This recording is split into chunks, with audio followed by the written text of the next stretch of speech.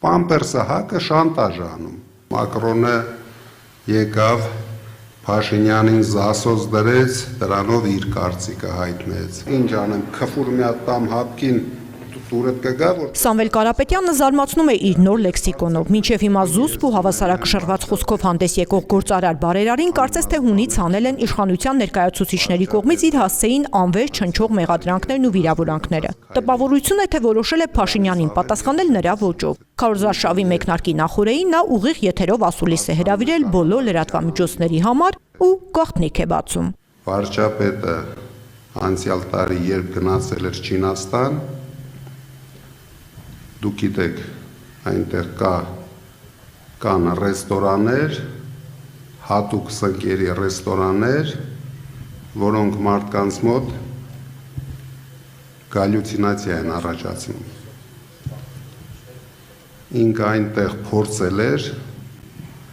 դուրը եկել էր եւ իմ ինֆորմացիայով մոտարապես 1 տոննա հետը առել բերել է Հայաստան։ Սամվել Կարապետյանի խոսքով Փաշինյանը սնկերն ուտում է լրագրողների հետ հանդիպումից ու ազգային ժողովում ելույթներից առաջ։ Ինչ երազ տեսնում է, երազում է, ինքը կարող է ամբիոներից դուրս տալ։ Դա ընդանուր այդ սնկերի շնորհքն է։ Դրա համար շատ լուրջ մի ընդունեք, ամեն ինչ գնում է իր հունով, ինքը արդեն ցեյտնոտի մեջ կանի հայտարարություններ։ Ասուլիսը դեռ չէր ավարտվել, երբ սնկերի վերաբերյալ Սամվել Կարապետյանի հայտարարությանը Facebook-ում արձագանքեց Նիկոլ Փաշինյանը։ Ինձ ցույց տվեցին կալուգացի օլիգարխի տխմար հայտարարությունը մի տոննա հալուցինացիա առաջացնող սնկերի վերաբերյալ։ Բնականաբար դատի եմ տալու կալուգացի օլիգարխին եւ բառիս իրավական իմաստով մի տոննա հալուցինացիա առաջացնող սունկ եմ կերցնելու կալուգացի օլիգարխին։ Կներեք կոշտ բառապաշարիս համար, բայց ի վերջո ամեն ինչ չափ ու սահման ունի։ Ուժեղ Հայաստան կուսակցության ղեկավարը պնդեց Փաշինյանի վերընտրվելու դեպքում Հայաստանը կդառնա Ադրբեջանի գավառ։ Հենց Փաշինյանը վերընտրվեց, մենք ոչ թե Ռուսաստանի գուբերնիա ենք դառնալու ենք Ադրբեջանի գուբերնիա, քանի որ հիմա ինքը հանդես է գալիս Ադրբեջանի մարզպետի դերում։ Սամվել Կարապետյանի հետաքրքրությունների կենտրոնը Հայաստանից դուրս է, նշում է Նիկոլ Փաշինյանը։ Սամվել Կարապետյանը Ռուսաստանը համարում է բարեկամ երկիր, բայց շեշտում է, գլխավորը Հայաստանի շահն է։ Ռուսաստանը եղել է եւ կլինի Հայաստանի ռազմավարական դաշնակիցը, գլխավոր տնտեսական գործընկերը, այլ տարբերակ չկա, նշում է Սամվել Կարապետյանը։ Նա անդրադարձավ նաեւ իշխանության հապկից դուրս գալու մտադրությանը։ Ռուսաստանի իշխանություններն անտեղի քննադատելու հարցում ես ոչ թե կաշկանդված եմ, ես բարոյական իրավունք չունեմ, անտեղի քննադատեմ մարդկանց։ Չէ, դե որ հապկը իր պարտականությունները չի կատարում, դա անտեղի քննադատություն է։ Եթե հապկը իր պարտականությունները չի կատարում, ինչ անեմ, քֆուր մի հատ տամ հապկին տուրդ կգա, որ կզգաս ես կաշկանդված եմ։ Իհարկե ես հարցեր ունեմ հապկին։ Իհարկե ես հարցեր ունեմ բոլոր այդ process-ներին, որը բերեցին մեր ազգի խայտարակությանը։ Բայց քանի որ ես իշխանություն չեմ եղել, ես չգիտեմ ինչ պայմանավորվածությունների սահմաններում, հիմա միգուցե Փաշինյանը չի էլ դիմել հապկին, ես նստեմ բացատրեմ, թե հապկը գործունեություն չի ծավալել։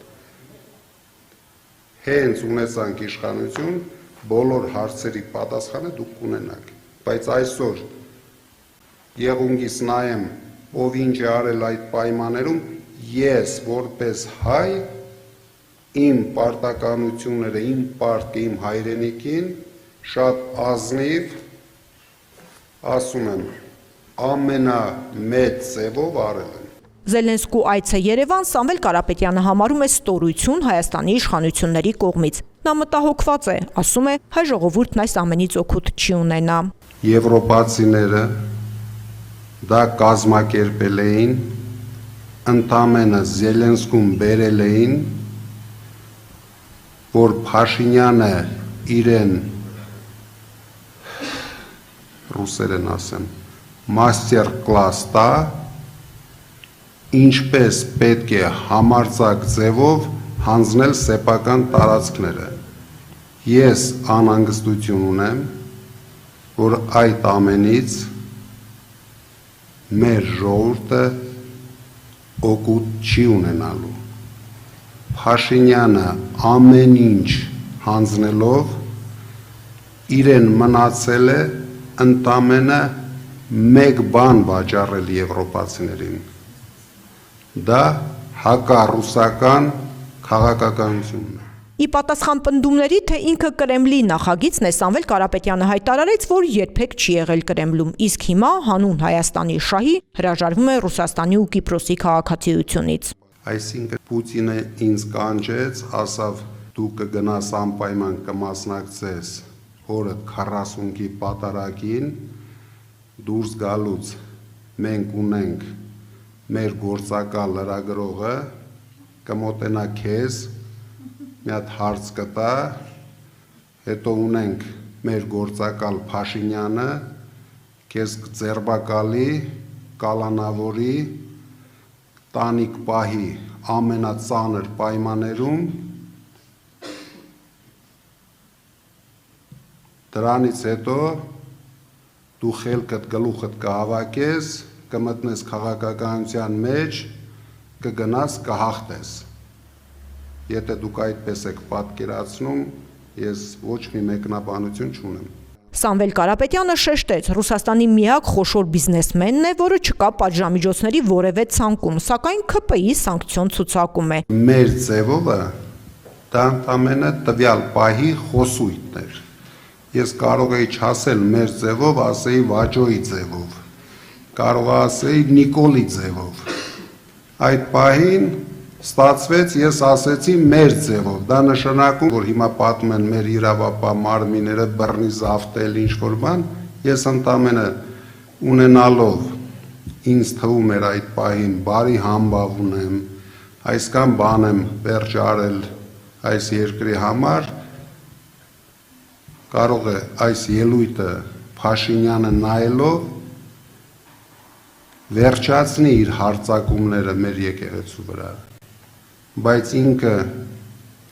ոչ թե վերջացրեց, ինձ կալանավորեց այդ երկու բառի համար, հարձակումները եկեղեցու վրա ավելի ուժեղացրեց, սկսեց հարձակումները մեր ինքնությունների վրա։ Իշխանության գալու դեպքում պետական մակարդակով ստորագրված որևէ փաստաթուղթ ուժեղ Հայաստանը չի չեղարկելու, այդ թվում թռիփը։ Սակայն ասում է դրանք լավացնելու են, որ ծառայեն Հայաստանի ու հայ ժողովրդի շահերին։ Ռոբերտ Քոչարյանին Սամվել Կարապետյանը գնահատում է որպես Հայաստանի համար հաղթանակ կերտած ղեկավարներից մեկը, սակայն համագործակցության մասին չի մտածում, քանի որ համոզված է, ուժեղ Հայաստանը խորհրդարանում ունենալու է բացարձակ մեծամասնություն։ Ես ասում եմ, Քոչարյանը արել է շատ կոռեկտ հայտարարություն, որ ինքը սատարելու է առաջի տեղ օպոզիցիայից զբաղեցնող ուժին, այսինքն մեր ուժին։ Ես չգիտեմ էլ ինչ ասենք, որ մարդիկ հավատան, որ չկա ուրիշ գործարքներ, ստվերային գործարքների մենք չենք մասնակցում, կյանքում չենք մասնակցել։